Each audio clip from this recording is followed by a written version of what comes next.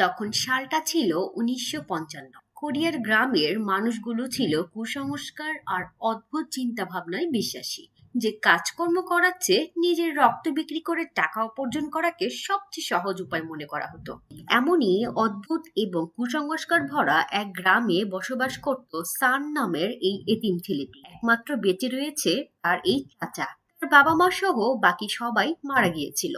২ বছর আগে ঘটে যাওয়া সাউথ কোরিয়া বনাম নর্থ কোরিয়ার যুদ্ধে তাদের গ্রামটা ছিল খুবই অনুন্নত এবং যুদ্ধে ক্ষতিগ্রস্ত হওয়াতে পর্যাপ্ত পরিমাণ কর্মসংস্থানও ছিল না। তাই স্থান যখন যে কাজ পায় সেটাই করে। পেট ভরে দুবেলা খাওয়াটাই ছিল তার কাছে এক ধরনের বিলাসিতা। একদিন তার চাচা জু তাকে বলে, তোমার উচিত রক্ত বিক্রি করা, তা না হলে তোমার বিয়ে করাটা খুব কঠিন হয়ে যাবে। এরপর ফ্যাক্টরিতে কাজ করার সময় সান যখন তার বন্ধু সিম এবং ইয়ং এর সাথে বসে বিশ্রাম নিচ্ছিল, তখন প্রতিদিনের মতো সেই গ্রামের চা বিক্রেতা মেয়েটি চলে আসে। সান বলে এই মেয়েটাকে তার কাছে খুব ভালো লাগে। এর কিছুক্ষণ পরেই চলে আসে জি উন নামে পপকর্ন বিক্রেতা। সে এতটাই সুন্দর ছিল যে গ্রামের সবাই তাকে মিস বিউটিফুল বলে ডাকতো। তার সৌন্দর্যে আকৃষ্ট হয়ে তারা পপকর্ন কেনার জন্য পাগল হয়ে যেত। তাই সানের বন্ধুরা টাকা তুলে পপকর্ন কেনার জন্য এবং মিস বিউটিফুল বলে তাকে ডাক দেয়। তবে সানের কাছে টাকা না থাকায় এসে পাশে দাঁড়িয়েছিল। তাই জিউন কিছু পপকর্ন তাকে ফ্রিতে দিয়ে দেয়। এই দেখে সবাই বলে জিউন তোকে পছন্দ করেছে। আর সে জিউনকে দেখে তার মুখ একবারে লজ্জায় লাল হয়ে গিয়েছিল। কিন্তু দুঃখের বিষয় হলো সয়ং নামের ধনী দুশ্চরিত্র লোকটা হচ্ছে জিউনের বয়ফ্রেন্ড। সুন্দরী মেয়েদের পটিয়ে অসৎ কাজকর্ম করে তার প্রধান লক্ষ্য। এরপর রাতের বেলা তার বন্ধুরা আবারও বলে জিউন মেয়েটা খুবই ভালো, কম বয়সেই পারিবারিক পপকর্ন ব্যবসাটি নিজ হাতে সামলাচ্ছে। তবে সয়ং এর ফাঁদে পড়ে তার জীবনটা নষ্ট হয়ে যাবে। এই শুনে সান সিদ্ধান্ত নেয় যে সে জিউনকে বিয়ে করবে। তাই পরদিন সান তার আঙ্কেল জৌকে বলে, বিয়ে করতে গেলে অনেক টাকা প্রয়োজন, তাই না? তার আঙ্কেল বলে যে হ্যাঁ, মেয়ের বাবার হাতে মোটা অঙ্কের টাকা না দিলে আজকাল বিয়ে করাটা প্রায় অসম্ভব। আর তুমি তো এখন পর্যন্ত রক্ত বিক্রি করনি, কয়েকবার রক্ত বিক্রি করলেই বিয়ের সমস্ত টাকা উঠে আসবে। তাই সান সিদ্ধান্ত নিল যে আগামীকাল তার বন্ধু ব্যাঙের সাথে দেখা করবে। পরদিন সকালবেলা সান চলে যায় তার বন্ধু ব্যাঙের কাছে।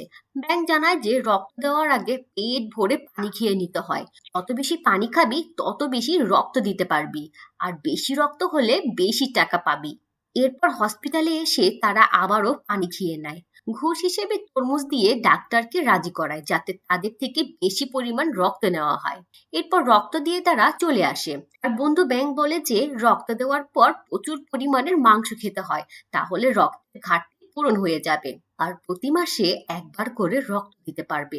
সান তার বন্ধুকে জিজ্ঞেস করে যে কিভাবে সুন্দরী মেয়েদেরকে পটাতে হয়। তখন তার বন্ধু ব্যাং তাকে একটা আইডিয়া দেয়। সেই আইডিয়া অনুযায়ী সে চলে আসে জিওনের বাড়িতে। তাকে বলে আমাকে ফ্রি পপকর্ন দিয়েছিলেন, তবে আমি ঋণী থাকতে চাই না। আগামীকাল দুপুরে চলে আসবে, একসাথে লাঞ্চ করব। জিওন তখন তাকে মানা করে দিল। সে তখন মন খারাপ করে তার গাছের পাতা ছিঁড়তে শুরু করে। এই দেখে সে রাজি হয়ে যায়। এতে সে প্রচন্ড খুশি হয়ে পুরো গ্রামে দৌড়ে বেড়ায়। এরপর দিন ঠিক সময় মতো তারা দেখা করে। প্রথমে তাকে এক পারফিউমের শপে নিয়ে যায়, তাকে একটা দামি পারফিউম কিনে দেয়। এরপর চলে আসে মাংসের দোকানে, তাকে প্রায় আধা কেজি মাংস কিনে দেয়। তারপর তখনকার জনপ্রিয় কটন ক্যান্ডি কিনে দেয়। এরপর চলে আসে রেস্টুরেন্টে। প্রথমেই বিফ বারবিকিউ নুডলস, তার পছন্দের ডাম্পলিংস এবং কফি দিয়ে লাঞ্চ শেষ করে নেয়। তারপর সান বলে এখন তাহলে বিজনেসের কথায় আসা যাক। বিফ বারবিকিউ 400 টাকা, নুডলস 200 টাকা, ডাম্পলিংস 200। এছাড়াও কফি, পারফিউম, মাংস এবং ক্যান্ডি সহ সর্বমোট 2000 টাকা খরচ হয়েছে আমার। তাই এর বিনিময়ে আমাকে বিয়ে করতে হবে। শুনে জিউন তো একবারে হতবাক হয়ে যায় এবং সে জানিয়ে দেয় যে এটা কখনোই সম্ভব নয়, কারণ সয়ং তার বয়ফ্রেন্ড। এই কথা শুনে সান খুবই কষ্ট পায়। এর কয়েক মাস পরে সান সরাসরি চলে আসে জিউনের বাড়িতে এবং বাড়ি এসে জানতে পারে যে জিউনের বাবা তার মেয়ের বিয়ে সয়ং এর সাথে ঠিক করেছে। এই শুনে সান তাকে সতর্ক করে দেয় যে সয়ং একজন দুশ্চরিত্র লোক, তাই আমার কাছে বিয়ে দিলে আপনার মেয়ে খুব ভালো থাকবে। আর এই বলেই সে মাংস, মদ এবং কিছু টাকা উপহার দেয়। জিউনের বাবা সানকে খুব পছন্দ করে, তাই মাংস এবং মদ গ্রহণ করলেও টাকাটা ফিরিয়ে দেয় এবং সে সানের প্রস্তাবে রাজি হয়ে যায়। আর মেয়েকে ডেকে বলে খুব শীঘ্রই তোমার বিয়ে হচ্ছে, তবে পাত্রটা হচ্ছে সান, সয়ং নয়। এরপর জিউনের বাবা পারিবারিক পপকর্ন বিজনেসটি তাকে এবং সানকে বুঝিয়ে দেয়। সমস্ত আত্মীয় স্বজনের উপস্থিতিতে তাদের বিয়েটি সম্পূর্ণ হয়। 11টি বছর কেটে যায়। জিউনের বাবা বেঁচে নেই, আর এখন তাদের ঘরে রয়েছে 3টি ছেলে সন্তান। সানের বড় ছেলে মিন সানকে বেশি ভালোবাসে, সবসময় তার কাজে সাহায্য করে। আর ওইদিকে সানের বন্ধুরা বলে সানের বড় ছেলে মিন হাসলে হুবহু সয়ং এর মতো দেখায়, মনে হয় তার আসল বাবা সয়ং, কারণ বিয়ের আগে জিউনের সাথে সয়ং এর সম্পর্ক ছিল। এরপর তার ছেলে খাবার নিয়ে তার বাবার কাছে চলে আসে। সে বলে গ্রামের সবাই বলছে তাকে দেখতে সয়ং নামক এক লোকের মতো। এই শুনে সান তাকে নিয়ে আসে সয়ং এর বাড়ির সামনে আর বলে এই লোকটা এই বাড়িতে থাকে, সে তোমার মাকে বিরক্তি করত, কিন্তু তোমার মা তাকে একবারেই দেখতে পারতো না, সে আমাকে ভালোবাসতো, এই জন্য লোকজন উল্টাপাল্টা কথা বলছে। তখন হঠাৎ বৃষ্টি শুরু হলে তারা এক দোকানে ঢুকে পড়ে। দেখা যায় দোকানের মহিলার কাছে একটা চিঠি আসে। সেই পোস্টম্যান মিনের হাতে একটা চিঠি দিয়ে বলে দেখে মনে হচ্ছে তুমি মিস্টার সয়ং এর ছেলে, চিঠিটা তোমার বাবাকে দিও। এই শুনে সান প্রচন্ড রেগে যায়। একদিন মিনকে বলে আজ সবকিছু প্রমাণ হয়ে যাবে।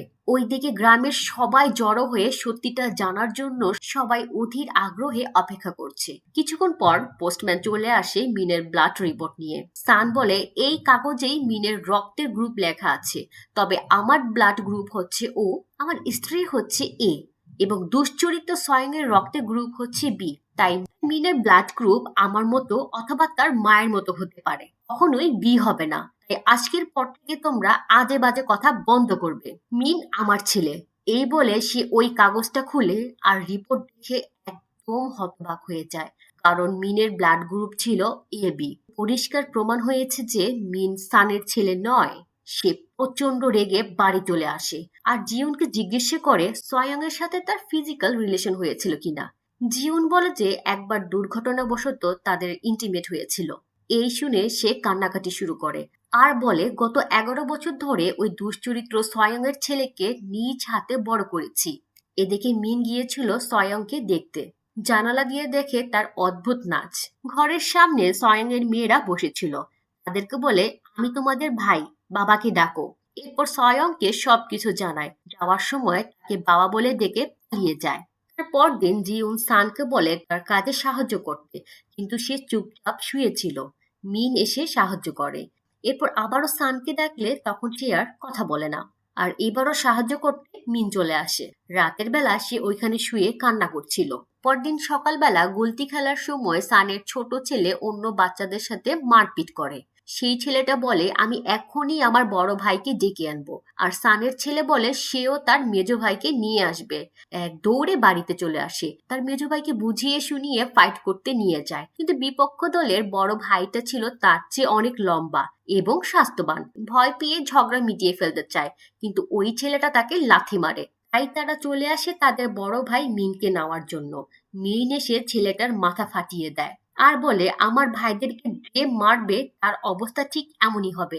বাড়ি ফিরলে মিনের মা তাকে শাস্তি দেয়, আর ওই ছেলেটির বাবা বিচার নিয়ে এসেছিল যে সানের বন্ধু সিম বলে তার ছেলের চিকিৎসার জন্য প্রায় 500 টাকা প্রয়োজন। তবে সান বলে দেয় সে কোনো টাকা দিতে পারবে না, কারণ মিন তার ছেলে নয়। টাকা নিতে চাইলে যেন সে সয়ং এর বাড়িতে যায়। তাই সিম সয়ং এর কাছে চলে আসে। সয়ং তাকে পরিবারের রেজিস্ট্রি লিস্ট দেখায়, যেখানে উল্লেখ করা আছে যে তার 2 মেয়ের নাম। মিনের নাম ছিল না, তাই তাকে খালি হাতে ফিরতে হয়। সে সে তখন সানের ঘরে এসে জিওনের সেলাই মেশিন, আসবাবপত্র, জিওনের ভালো কিছু ড্রেসও নিয়ে যায়। মিন তাদেরকে আটকানোর চেষ্টা করে, তার বাবাকে বলে সাহায্য করতে।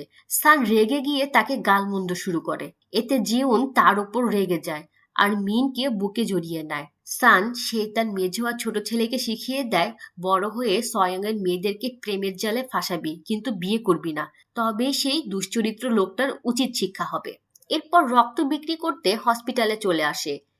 সে ডক্টরও তাকে নিয়ে হাসি ঠাট্টা করছে, কারণ সেও জেনে গিয়েছিল যে সয়ং হচ্ছে মিনের আসল বাবা। এতে সান খুবই রেগে যায় আর বলে মিনকে সে বাড়ি থেকে তাড়িয়ে দিবে, তাকে কখনোই সে মেনে নেবে না। ব্লাড দিয়ে বের হওয়ার সময় সে হসপিটালে দেখা যায় এক মহিলা। সেই হচ্ছে সেই চা বিক্রেতার মেয়েটা যার সাথে বিয়ে হয়েছে সানের বন্ধু রিয়ং এর। সে জানায় ড্রেনের গর্তে পড়ে তার পা ভেঙে গিয়েছে। আরো বলে যে এত বয়স হওয়ার পরেও জিউন এখনো ঠিক আগের মতোই সুন্দরী রয়েছে। সান বলে ওর এই সৌন্দর্য আমার জন্য কাল হয়ে দাঁড়িয়েছে।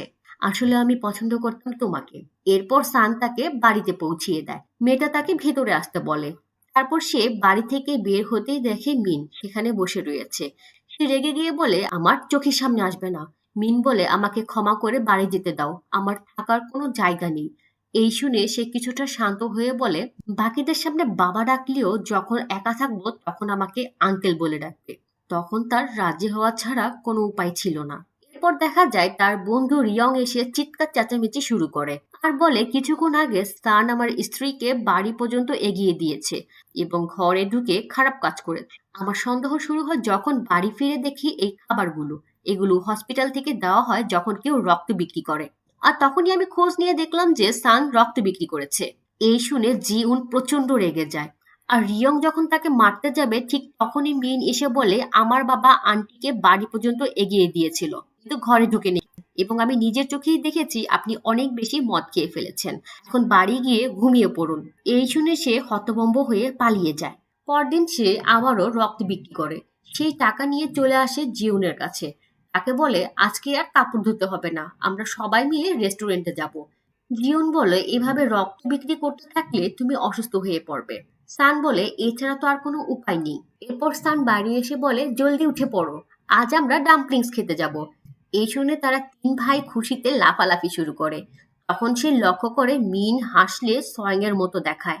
এতে সে রেগে গিয়ে তাকে ডেকে নেয় আর বলে আমাদের সাথে তোমার যেতে হবে না, তুমি এখন যাবে আঙ্কেল জুয়ের বাড়িতে, তার সাথে ডিনার করবে। এই শুনে মিনের খুব মন খারাপ হয়ে যায় আর জিজ্ঞেস করে আমি যদি তোমার আসল সন্তান হতাম তাহলে কি তুমি আমাকে রেস্টুরেন্টে নিয়ে যেতে? সান বলে তুমি যদি আমার সন্তান হতে তাহলে আমি বাকিদের চেয়ে তোমাকে সবচেয়ে বেশি ভালোবাসতাম। এই শুনিয়ে সে হাসি মুখে চলে যাচ্ছিল। তখন জিউন তাকে দেখতে পেলে সে জানায় তার আঙ্কেল জুয়ের বাড়িতে ডিনার করতে যাচ্ছে, কিন্তু জিউন সবকিছুই বুঝতে পারছিল। দেখা যায় জুয়ের কাছে ডিনারের জন্য ছিল মাত্র 2-3টি মিষ্টি আলু। বেশিরভাগই সে খেয়ে নেয় আর মিনকে দিচ্ছিল সিল্কার সাথে লেগে থাকা অল্প একটু অংশ। মিন বলে আলুটা খুব সুস্বাদু, তবে তার পেট একটু ভরেনি। কিন্তু জু বলে সুস্বাদু খাবারগুলো এমনই হয়, যত খাবে ততই ক্ষুধা বাড়তে থাকবে, তাই সোজা বাড়িতে চলে যাও। ক্ষুধার যন্ত্রণা নিয়ে ছোট্ট ছেলেটা বাড়ির দিকে রওনা হয়। ওইদিকে সান আর তার বাচ্চাদের নিয়ে বাড়ি ফিরে আসে। জিউন সানকে বলে মিনের প্রতি এতটা নির্দয় না হলেও পারতে, ছেলেটা হয়তো না খেয়ে রাস্তায় রাস্তায় ঘুরছে। এই বলে তাকে খুঁজতে বেরোয়। সানও বেরিয়ে পড়ে মিনকে খোঁজার জন্য। সে মন খারাপ করে বাড়ির দিকে ফিরছিল আর তখনই তাকে দেখতে পায় আর সে তাকে দেখতেই একবারে পিছনে লুকিয়ে পড়ে। সান তাকে দেখে ভয়ে অন্ধকারের মধ্যে গুটিসুটি হয়ে বসে রয়েছে। এরপর তারা বাড়ির দিকে যাচ্ছিল। তখন জিউন তাকে দেখতে পেরে দৌড়ে এসে বুকে জড়িয়ে নেয় আর বলে মাকে ক্ষমা করে দিও, এই ছোট্ট বয়সে তোমাকে অনেক কষ্ট সহ্য করতে হচ্ছে। এরপর একদিন হঠাৎ করে নাক দিয়ে রক্ত বের হয়ে অজ্ঞান হয়ে পড়ে যায় সয়ং এবং ডক্টর বলে যে মস্তিষ্কের জটিলতার কারণেই এমনটা হয়েছে। এর চিকিৎসা তার জানা নেই, এখন ঈশ্বরের কাছে প্রার্থনা করাই একমাত্র উপায়। এই খবর শুনে সান ব্যাপক খুশি হয়ে যায়। সে বলে ওই দুশ্চরিত্র লোকটা মরে গেলে আরো খুশি হব। ওইদিকে সোয়াং এর স্ত্রী তার স্বামীর জন্য প্রার্থনা করার ব্যবস্থা করে। সেই ধর্মগুরু জানিয়ে দেয় যে অসুস্থ ব্যক্তির পুত্র সন্তান ব্যতীত অন্য কেউ প্রার্থনা করতে পারবে না। তাই এখন মিনকে নিয়ে আসা ছাড়া আর কোনো উপায় ছিল না। তাই পরদিন সে সানের বাড়িতে চলে আসে। তাদেরকে সব কিছু বুঝিয়ে বলে আর বলে আজ থেকে মিন তাদের সাথেই থাকবে, তাকে ভালো খাবার দাবার এবং ভালো স্কুলেও ভর্তি করানো হবে। তার এই অফারে সান রাজি ছিল না। তখন জিউন বলে যে আমরা 3 বেলা ঠিক মতো খেতে পারি না আর ওরা তাকে স্কুলে ভর্তি করাবে, তাই আমি আমার ছেলেকে সেই বাড়িতেই দিয়ে আসব। এরপর জিউন বাহিরে বসে কান্না করছিল আর সান দূরে দাঁড়িয়ে 3 ভাইকে হাসি খুশি দেখে প্রচন্ড ভেঙে পড়ে আর মনে মনে বলে কোনো এক দার্শনিক বলেছিল যে টাকা দিয়ে কখনো সুখ কেনা যায় না। কথাটা শুধুমাত্র টাকাওয়ালাদের জন্যই প্রযোজ্য। আমাদের মতো গরিবদের জন্য নয়। এর দিন সে মিনকে বলে, তোমাদের 3 ভাইয়ের মধ্যে তুমিই ছেলে আমার সবচেয়ে বেশি পছন্দের। তবে যখন তোমার ব্লাড গ্রুপ সয়ং-এর সাথে মিলে গেল, তারপর থেকে আমি তোমার সাথে অনেক খারাপ ব্যবহার করেছি। তার জন্য আমাকে তুমি ক্ষমা করে দিও। এরপর মিন চলে যায় সয়ং-এর বাড়িতে। তখন দেখানো হয় যে প্রার্থনার জন্য সবকিছু রেডি করা। মিনকে বলা হয় মন্ত্র পড়তে। মন্ত্রটা হচ্ছে উচ্চস্বরে বলতে থাকবে, বাবা ফিরে এসো। কিন্তু দেখা যায় যে সে ঠিকভাবে বলছিল না। আর এইদিকে ঠিকভাবে মন্ত্র বলতে না পারায় তারা খুব রেগে যায়। মিন বলে, আমি তাকে বাবা রাখতে পারবো না, আমার বাবার নাম সান। আর তখনই দেখা যায় যে সান সেই বাড়িতে এসে জানালা দিয়ে উকি দিচ্ছিল। তখনই মিন তাকে দেখে ফেলে আর চিৎকার করে বলতে থাকে, বাবা আমাকে নিয়ে যাও। ছোট্ট বাচ্চাটার এই আকুত মিনতি শুনে সে ঘরের ভিতর চলে আসে, সবকিছু ভেঙে চুরে তাকে জড়িয়ে ধরে। এরপর তাকে পিঠে চড়িয়ে নিয়ে আসে। মিন প্রচন্ড খুশি হয়ে গিয়েছিল। বাড়ি ফিরতে তারা 3 ভাই আবারও এক হয়ে যায়। সানির তখন মনে হয় তার জীবনের সঠিক সিদ্ধান্তগুলোর মধ্যে ছিল এইটা অন্যতম। এরপর থেকেই মিনের জীবনে আবারও আনন্দ ফিরে আসে। একদিন হঠাৎ করেই মিন জ্ঞান হারিয়ে ফেলে। তার বাবা মা তাকে হসপিটালে নিয়ে যায়। ডাক্তার জানায় মিন তার বাবা সয়ং এর মতো মস্তিষ্কের এক বিরল রোগে আক্রান্ত হয়েছে। তবে মিন সুস্থ হতে পারে, তাকে শহরের কোনো ভালো হসপিটালে চিকিৎসা করাতে হবে। আর সেখানে প্রায় 30,000 টাকা খরচ করতে হবে। এই শুনে তারা ছুটে আসে বাস স্ট্যান্ডে। সান বলে, তুমি জলদি হসপিটালে চলে যাও, টাকা পয়সার ব্যবস্থা করে আগামীকাল চলে আসবো। ছেলের চিকিৎসার টাকা ব্যবস্থা করতে পুরো গ্রামে ছুটে বেড়ায়। প্রথমে যায় সে তার আঙ্কেল জয়ের বাড়িতে। সে তার জমানো 250 টাকা দেয়। এরপর তার বন্ধু সিম এবং রিয়ং এর কাছে আসে, কিন্তু তারা তাকে খালি হাতে ফিরিয়ে দেয়। তারপর সে সয়ং এর বাড়িতে যায়। তার স্ত্রী তাকে অপমান করে তাড়িয়ে দেয়। তাই নিরুপায় হয়ে রক্ত বিক্রি করার জন্য চলে আসে। ডক্টর জানায়, আমার পক্ষে আবারও রক্ত নেওয়া সম্ভব নয়, কারণ তুমি কয়দিন আগেই রক্ত দিয়েছিলে। এই শুনে সে তার পায়ে পড়ে। ডক্টর তখন তাকে একটা পরামর্শ দেয়, তুমি অন্য কোনো হসপিটালে রক্ত বিক্রি করতে পারো, কারণ তারা জানে না তুমি শেষবার কখন রক্ত দিয়েছিলে। পরদিন সে 2 ছেলেকে বাড়িতে রেখে শহরের হসপিটালের উদ্দেশ্যে রওনা দেয়। এরপর সে ওই হসপিটালে রক্ত বিক্রি করে। সেখান থেকে প্রায় সে 3,000 টাকা পায়। এরপর আরো কয়েকটা হসপিটালে তার রক্ত বিক্রি করে। হাসপাতাল থেকে খাবারগুলো সে ঠিক মতো খায় না। গাড়ির ভাড়া পরিবর্তে সে খাবারগুলো ড্রাইভারকে দিয়ে দেয়। হঠাৎ বৃষ্টি শুরু হয়ে যাওয়ায় রাস্তা থেকে একটা ছাতা কুড়িয়ে নেয়। থাকার মতো কোনো জায়গা ছিল না। আর হোটেল ভাড়া করেও টাকা খরচ করতে চায় না। সে প্রবল বৃষ্টির মধ্যে ভাঙা ছাতাটিই ছিল তার শেষ ভরসা। আর কিছুক্ষণ পরপরই সে তার টাকা গোনে। দেখে যে সর্বমোট 12,000 টাকা ম্যানেজ করেছে। এরপর সে আরেকটি হসপিটালে রক্ত দিতে চায়। সেখানে কয়েকজনের মুখ একদম ফ্যাকাশে হয়ে গিয়েছিল, অর্থাৎ তারাও সানের মতো অতিরিক্ত পরিমাণের রক্ত বিক্রি করেছে। তাই নার্স তাদেরকে দেখতে বের করে দেয়। আর এই দেখে সে পালিয়ে বাহিরে চলে আসে। চেহারার ফ্যাকাশে ভাব দূর করতে নিচের দিকে ঝুলে থাকে। এরপর বৃষ্টির পানিতে মুখ ধুয়ে রক্ত দিতে চলে আসে। এখানে 3,000 টাকা পেয়ে 15,000 টাকা হয়। এখনো পর্যন্ত শুধুমাত্র অর্ধেক টাকায় সে জোগাড় করতে পেরেছিল। ওইদিকে সানের অপেক্ষায় পথ চেয়ে বসেছিল জিউন। ডাক্তার জানায় আজকেই সব টাকা জমা দিতে হবে, তা না হলে মিনের চিকিৎসা বন্ধ থাকবে। অপরদিকে সান আবারও রওনা হয় অন্য একটি হসপিটালে রক্ত বিক্রি করতে। রক্ত দেওয়ার সময় সে অজ্ঞান হয়ে যায়। ডাক্তার জানায় যে তার ব্লাড প্রেশার একদম কমে গিয়েছিল, আর একটু হলে সে মারাই যেত। তাই তারা বাধ্য হয়ে তার শরীরে এক ব্যাগ রক্ত প্রবেশ করানো হয়। অর্থাৎ উপার্জন করতে গিয়ে তার 3,000 টাকা লস হয়ে গেল। এই শুনে সে ডাক্তারকে বলে যে রক্তটুকু সব বের করে নিন, তবুও টাকাগুলো আমি দিতে পারবো না। এক পর্যায়ে ডাক্তারকে মারধর শুরু করে, আর তখনই ডাক্তার তাকে ধাক্কা দিয়ে ফেলে দেয়। তখন তার পকেট থেকে টাকাগুলো নিচে পড়ে যায়। আর লোভ সামলাতে না পেরে রক্ত বিক্রি করতে আসা লোকজন ঝাঁপিয়ে পড়ে। সে তখন বুঝতে পারে যে আর একবার রক্ত বিক্রি করলে সে হয়তো মারা যাবে। আর তখন তার কোনো উপায় ছিল না। তাই চলে আসে সেই শহরে যেখানে ভর্তি আছে তার ছেলে মিন। রক্ত স্বল্পতার কারণে সবকিছু অন্ধকার হয়ে আসছিল। তবুও বহু কষ্টে সেই হসপিটালের সামনে চলে আসে। ভেতরে এসে চিৎকার চেঁচামেচি করে তার ছেলেকে ডাকে। শারীরিক দুর্বলতা আর মাথা ঘোরানোর কারণে ঠিকমতো সে কিছুই বুঝিয়ে বলতে পারছিল না। গত 5 দিন আগে আমার স্ত্রী এবং সন্তান এই হসপিটালে এসেছিল, তবে তার কথা কেউ শোনে না। পাগল ভেবে তাকে বের করে দেয়। সে তখন মিনের নাম ধরে ডাকতে থাকে। তার আওয়াজ মিন শুনতে পায়, তবে বাইরে এসে কাউকে দেখতে পায় না। তার বিশ্বাস ছিল তার বাবা অবশ্যই আসবে। এই ভেবে জানালা দিয়ে বাহিরে তাকায়, দেখে তার বাবাকে ধাক্কা দিয়ে বের করে দিয়েছে। অসহায়ের মতো বিল্ডিং এর এক কোণে বসে কান্না করছিল। এই দেখে বাচ্চা ছেলেটি তার হাতের সুই খুলে হসপিটাল থেকে বেরিয়ে আসে। এখন আবারও তার মাথায় প্রচন্ড ব্যথা শুরু হয়। সে কোনোভাবে দাঁড়িয়ে সমস্ত শক্তি দিয়ে তার বাবাকে ডাকে, আর সান তাকে দেখতে উঠে চলে আসে। তার ছেলে রেলিং টপকে রাস্তায় নামছিল, কিন্তু সে তাকে মানা করে রেলিং না টপকাতে। মিনকে সুস্থ দেখে সে সব কিছু ভুলে গিয়েছিল। তার কাছে সে পরম আদরের, তাকে জড়িয়ে ধরে। মিন জানায় তার চিকিৎসা ভালোভাবেই হয়েছে, সে এখন সুস্থ আছে। তবে তার মায়ের কথা বলেই অঝরে সে কান্না শুরু করে। এরপর তারা হসপিটালে চলে আসে জিওনকে দেখতে। দেখে সে খুব অসুস্থ অবস্থায় শুয়ে আছে। তার পাশেই রাখা ছিল ডক্টরের একটি রিপোর্ট। রিপোর্টে লেখা আছে, আমি সজ্ঞানে 30,000 টাকার বিনিময়ে আমার একটি কিডনি বিক্রি করে দিলাম। এই দেখে সান নিজের চোখের পানি আটকে রাখতে পারে না। তার হাত ধরে বলে, পৃথিবীর সবচেয়ে হতভাগা স্বামী হচ্ছি আমি, আমাকে ক্ষমা করে দিও, তোমাদের জন্য কিছুই করতে পারিনি। এরপর সে ছেলেকে জড়িয়ে ধরে বলে, যেদিন তোমার জন্ম হয়েছিল মনে হয়েছে পৃথিবীর সবচেয়ে সুখী মানুষটি আমি, তুমি শুধুমাত্র আমারই ছেলে। এরপর তারা সুস্থ হয়ে গ্রামে ফিরে আসে। সবাই মিলে রেস্টুরেন্টে এসেছিল তাদের পছন্দের ডাম্পলিংস খেতে। সাথে ছিল আস্ত মাছের মজাদার ফিশ কারি। এতগুলো খাবার দেখে তারা খুশিতে ঝাঁপিয়ে পড়ে। আর এমন এক অসাধারণ সুন্দর মুহূর্তেই এই গল্পটির সমাপ্তি ঘটে। সো ভিউয়ার্স, আজকের মতো এখানেই বিদায় নিচ্ছি। দেখা হবে আবার অন্য কোনো মুভির গল্প নিয়ে।